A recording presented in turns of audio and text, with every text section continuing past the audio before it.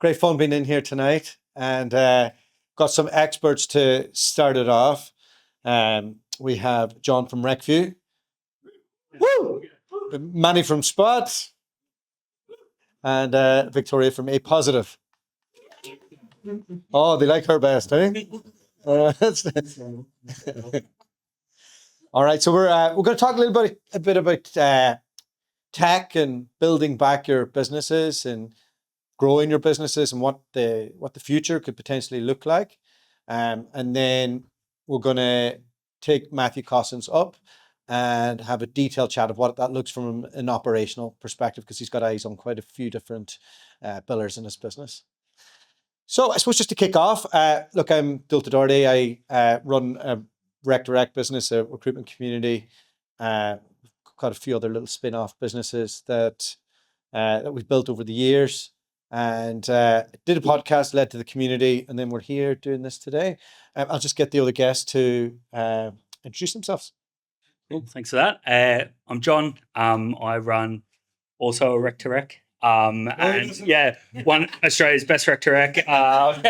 Sorry, Lee. I think half the room's rec-to-rec here, but John at startinrecruitment.com.au if anyone needs any services. But we launched RecView, which is an AI note taker for your ATS CRM about 18 months ago.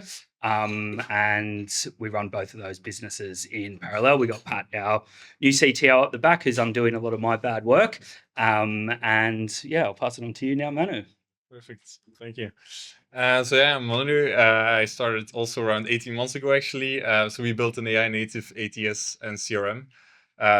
We started in Belgium. It's going global now. And this month, we're actually launching in Australia. So that's why I'm here. Hello, I'm Victoria. I'm from APositive. We provide funding solutions for SaaS providers, such as John, and recruitment and labour hire. We work on funding, payroll, and payment solutions. All right, great.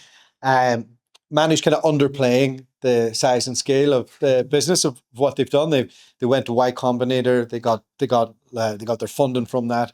And I think they've got over $1 million in recurring revenue already within 18 months. So it's a pretty serious play on business.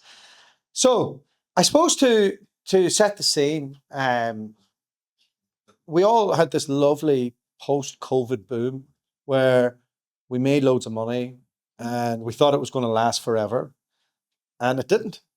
And we were left with maybe too many licenses in LinkedIn, offices that were not going to be used, and it was just a really complex time. In the last 3 months, things have started to kick off again. People are looking to hire, but we're asking ourselves, what do we really want this time? Are we're going to hire just for headcount? What does it look like for your tech stack, for your financial solutions, and how can we do it better this time?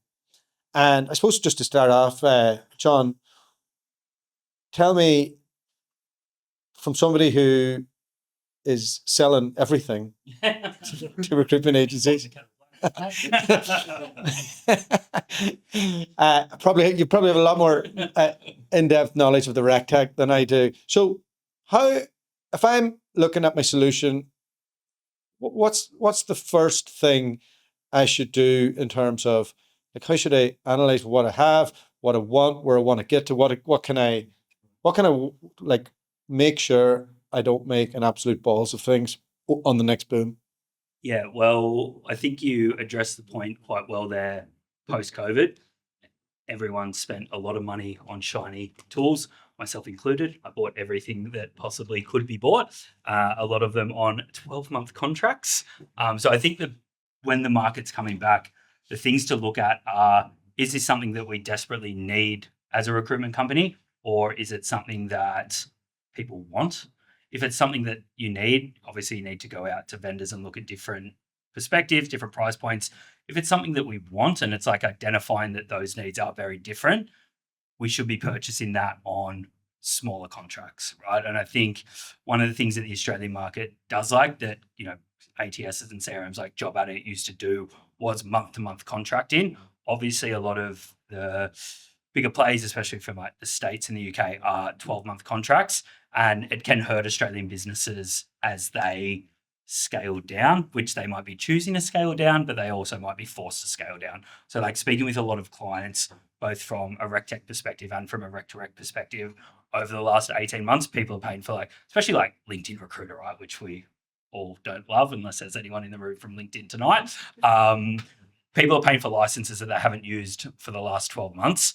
And that really, really hurts the bottom line. And that's money that could be invested in hiring a new person, hiring a trainer, which is probably something that's been underdeveloped over the last 18 months as well, because people don't invest in those resources when the market's not going well. So I think for businesses, it's like getting in either a consultant, or a lot of our clients are now having teams and committees and going, are we just buying a shiny product, or are we getting a consultant who can actually identify what workflow, what pain point we're actually trying to solve with this tech, rather than it just be like, oh, we've got an AI SDR, they're going to generate us a heap of business. They sign up for a 12-month contract and it generates no business. So I think that's pre-planning is probably the most important thing as things bounce back and people have more money to spend on these things.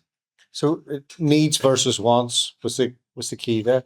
How do you work out what you actually need to run your business, and how do you avoid going too much down the Well, I think that just comes down to like mapping out your actual processes and pain points. So going, where are we spending a lot of time on unnecessary work that could be automated? And I think a lot of times these days people are confusing AI with automation, because is that a simple workflow that we could have, N8N or Zapier solving quickly, or do we need the product that costs us $3,000 a month to implement because a flashy salesman sold it to me? So I think it's actually sitting down and going, this is the problem that we have. Now let's look at solutions, rather than, oh, I've seen this solution. Oh, I kind of have that problem. So it's about identifying that pain point and then addressing the issue. What if you have an agency and you have 10 different products? How do you work out? That's actually one thing that we've seen happen quite a lot over the last 12 months is agencies scaling back tech, because the best channel at the moment, and this is for us and probably everyone in the room, is a phone call, which I hate saying, because for years I listened to everyone go, pick up the phones, that's what you should do. And now it's like we pick up the phone and people answer, and it's awesome. I've got all these LinkedIn automations going, no one comes back to pick up the phone. They're like, oh, cheers for calling. So I think it's like looking at unnecessary spend. So what's costing you the most money that's turning the least either leads or candidates coming back. But also the big point there is actually tracking that. Like if you've got like statuses in job adder, it's like that might automatically update because they've updated their CRM in the system, but was it actually a phone call that identified that candidate, or was it a LinkedIn automation? What came from it, so that then you can actually review that every 3 to 6 months and then double down on the channel that's bringing you the most efficiency. And if you could pick one technology out there at the moment, it would probably be note taker. I've heard RecView is pretty good, but it's one of the best note takers in the business. But yeah, I don't know.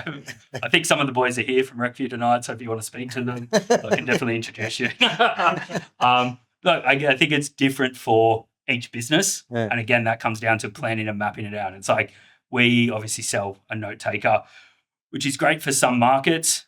When we've had people sign up who do labour hire recruitment, it's not the right fit for them. So it's also like you've got products that are good, but is it good for your specific recruitment market? Yeah. So just next question is probably for Manu here. You're kind of looking at our world with fresh eyes. You didn't do 20 years in a recruitment agency. You've come in and had the cheek to try and solve things without that. Where do you see tech adding value, and where do you see the whole thing going over the next while? Where I see tech, of course, AI is definitely a big thing. So that's going to have a huge impact.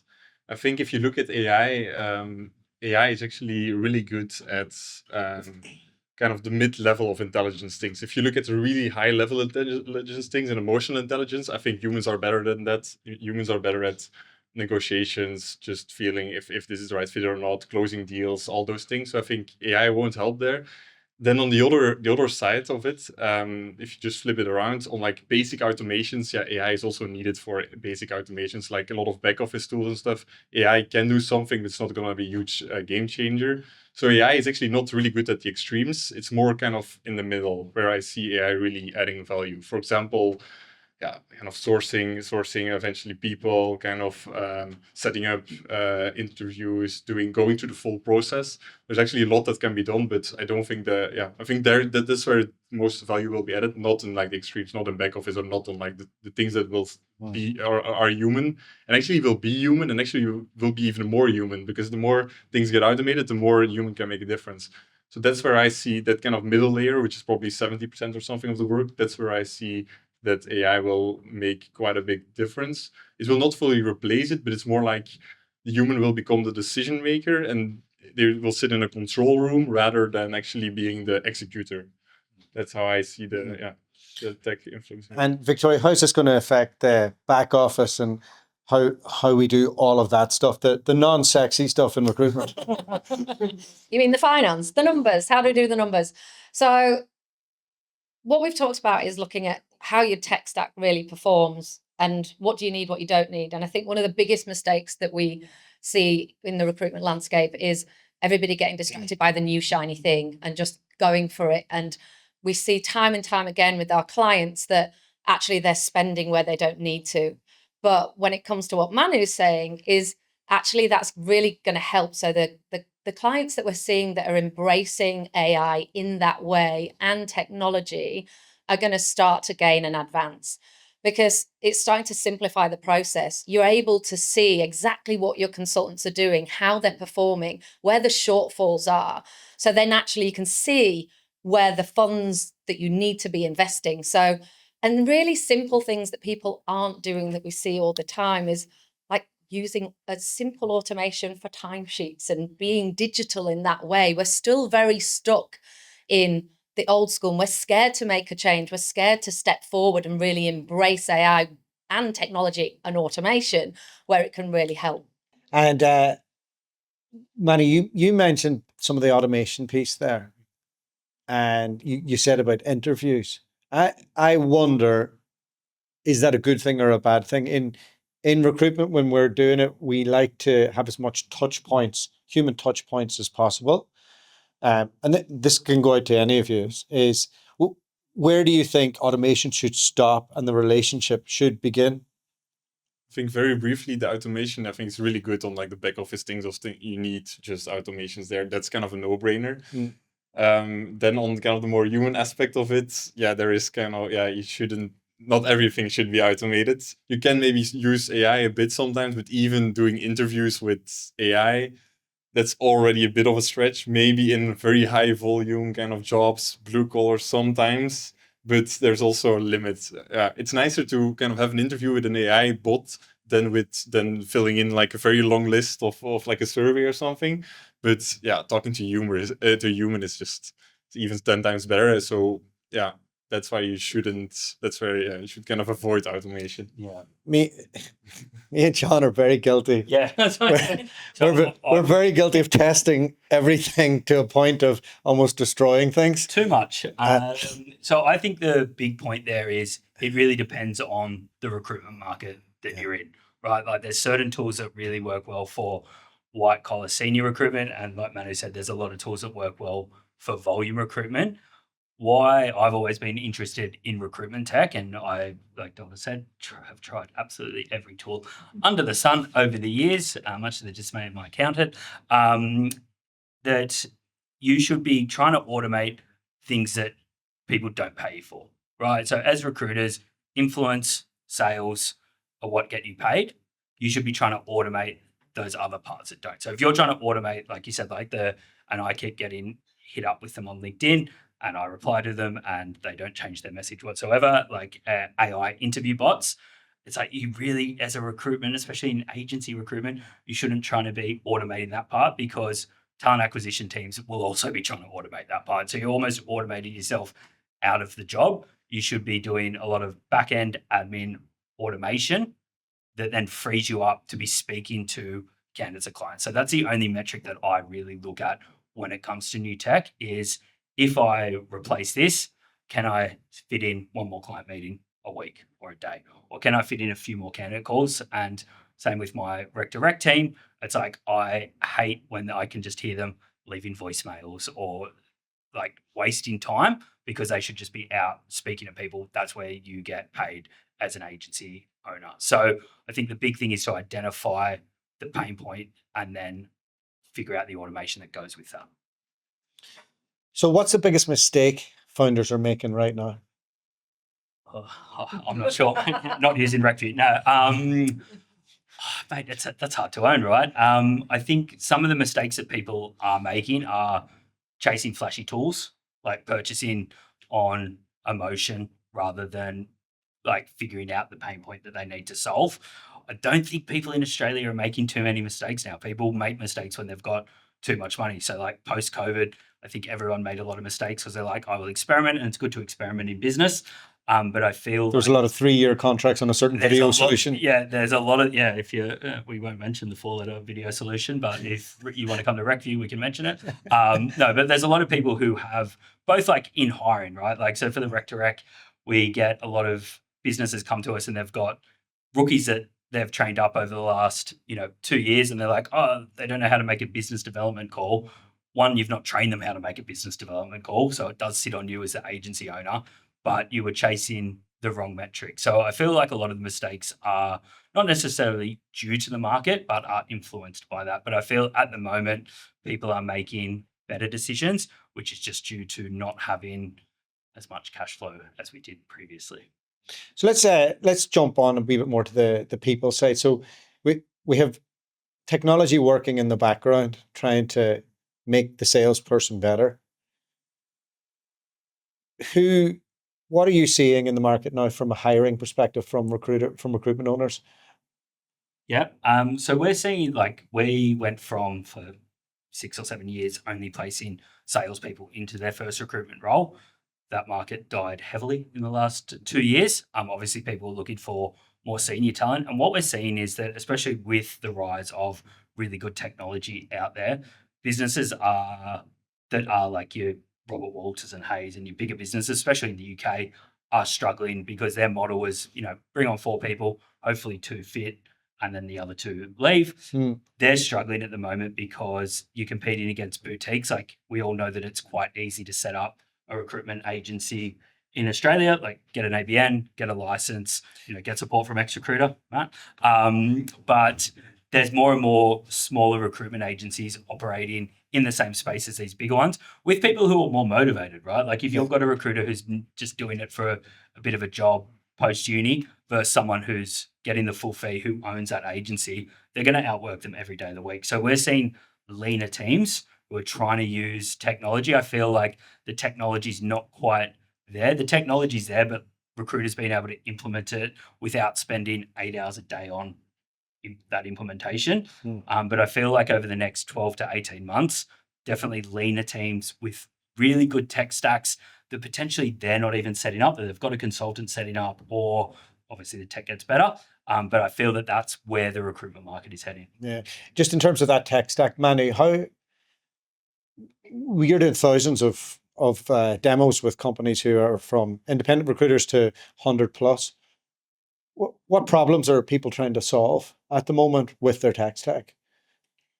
Basically everything at the moment. That's a bit the problem of AI. There's just so many different kind of tools. I think that if you look at Australia, a lot of people are on what is Job Adder, Bullhorn, and then there are 1,000 different tools, and they try to solve everything that kind of comes to them, or they kind of or that they discover.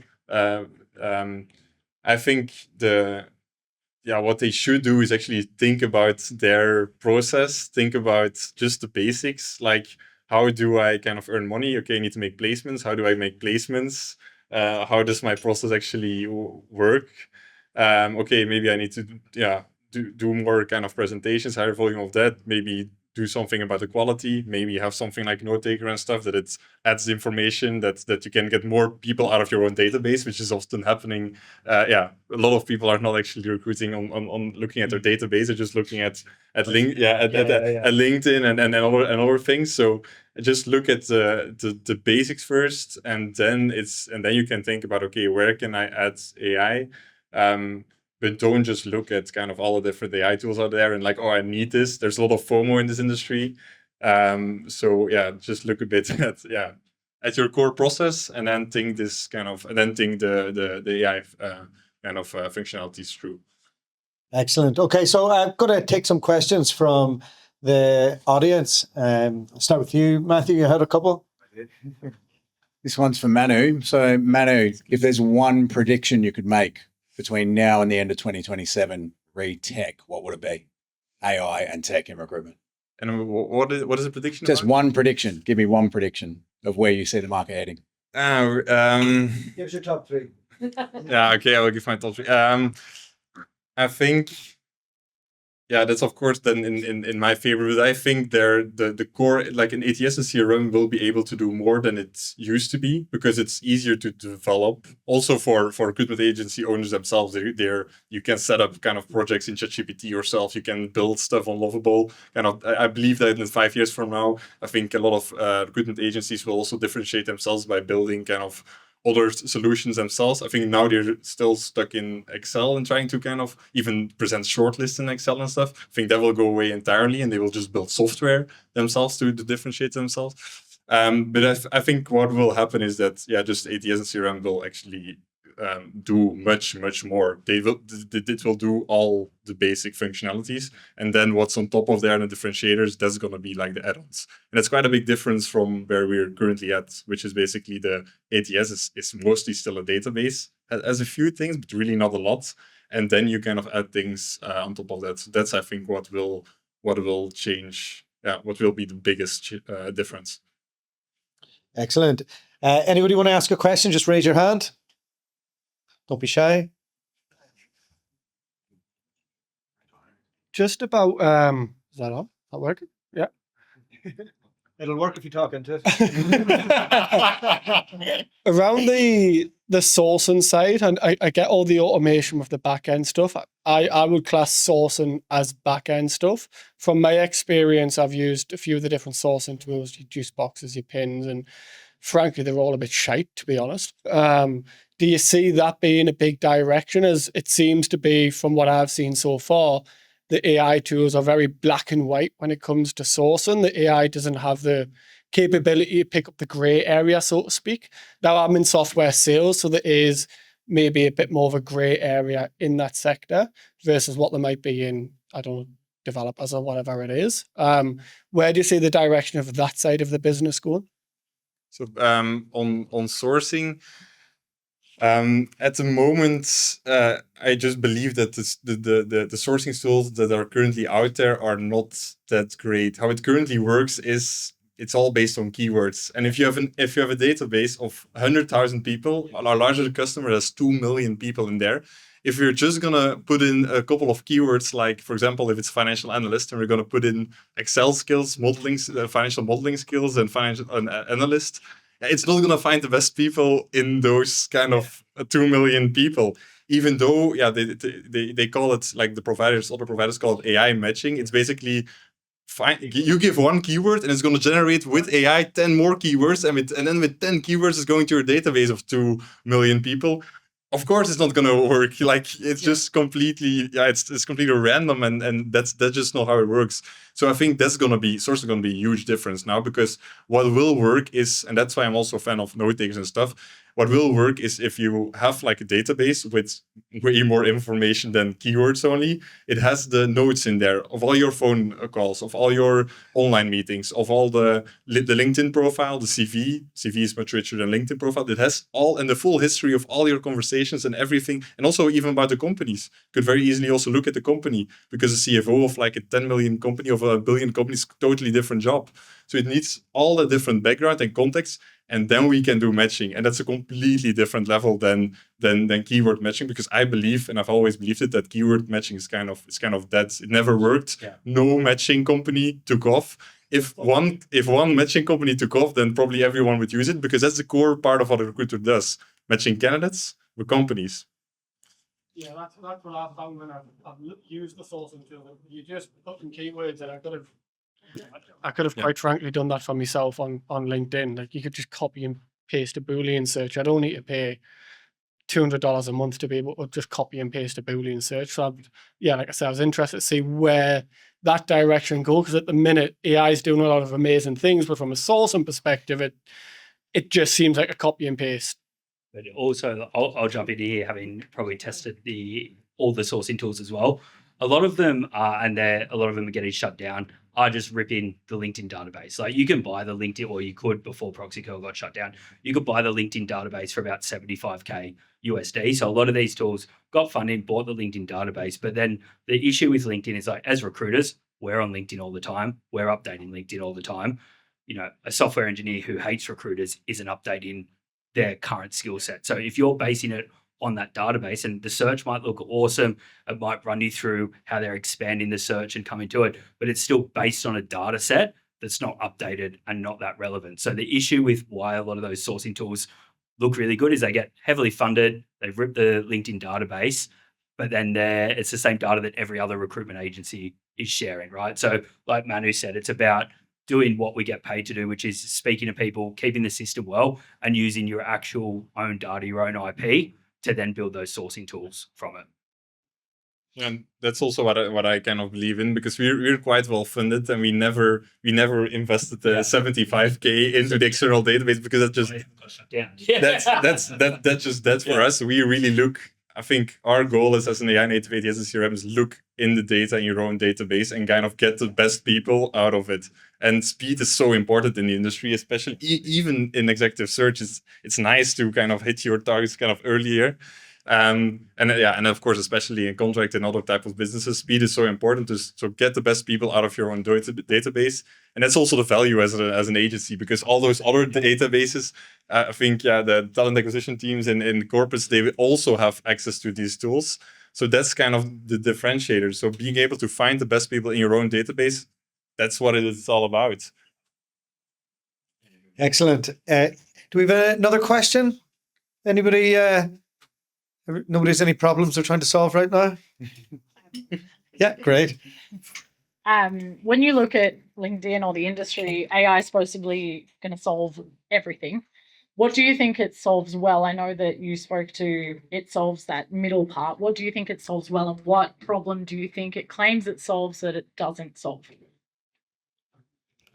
I think that's a good question. So what I think it solves well at the moment, and we'll also talk more about the future. At the moment, it solves well indeed the middle part. And the middle part, what I mean with this is, for example, matching and sourcing. So it actually, if you have, I think this year, 2026, is the first year where it's actually really, really good. And so sourcing, of course, you spend a lot of time sourcing, so that's something really good. Then the second thing is then the communication, outreach, and stuff.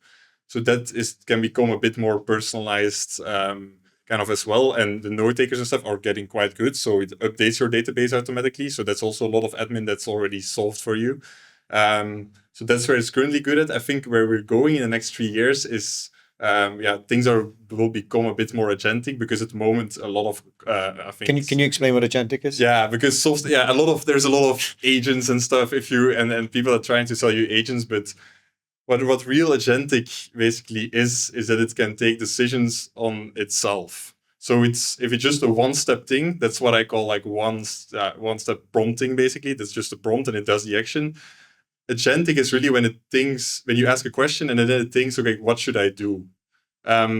For example, if you do matching, that it will first look at, maybe I should look at this and this and this information. Or maybe even a better example, if you, for example, ask a question to your system and you ask to, for example, a candidate, what was the latest kind of salary that this candidate had, then it would go to, salary, you will probably have mentioned this in the notes or something. And that will go through all the notes. Okay, I didn't find it there. Go to then maybe the next section where I can find it. So when it really thinks on itself, that's what is called agentic. And I think there are some tools that are a bit agentic at the moment, but I think where the real difference is if it can take different steps. So you can literally say, okay, maybe book like a follow-up call, and then it will write the email to ask for that. We'll go through your agenda. Okay, when do you have time? And then we'll do different kind of steps of actions. And then the human can then, as I previously mentioned, can sit in the control room and they can see, okay, this is a bit what's happening. And that's also about the financial stuff that you mentioned about analytics. You can sit in this control, you will see what's happening and steer the ship to where you kind of need it to go. So that's a bit where I see it. Yeah. Victoria, what do you see from the back office bit with AI, and what does the future of that world look like? How low touch is it going to be for us? But it depends on the direction you take it, but it could be really low touch in terms of from an analytics point of view, really starting to get into depth of using AI tools and agentic tools to look at what does my bottom line look like? What does my P&L look like? Where am I spending the money? Like, what are my consultants performing against in terms of the output versus what I'm coming in from placement fees? Where can I save? Like, it get really smart in terms of how you start to use AI, and all that side of it can be automated essentially, so that it frees you up to look at, okay, where do I need to be spending my money? What's coming next? So that you can start, we're working with partners that you can start to predict, okay, when am I going to need funding? Where are my shortfalls? One of the conversations John and I have had a lot of chats about recently is payday super, as a lot of you in the room will know. And you can start to really use tools that we've got embedded to say, okay, what am I going to need when? How do I get that? Where does it come from? So what avenues can I explore within my existing business? And we've got tools that are built into the back end to be able to do that. And certainly within the AI sense, you're going to start to see that coming through more and more. It's going to be inbuilt into platforms like Spott, so that you can start to see things very, very clearly.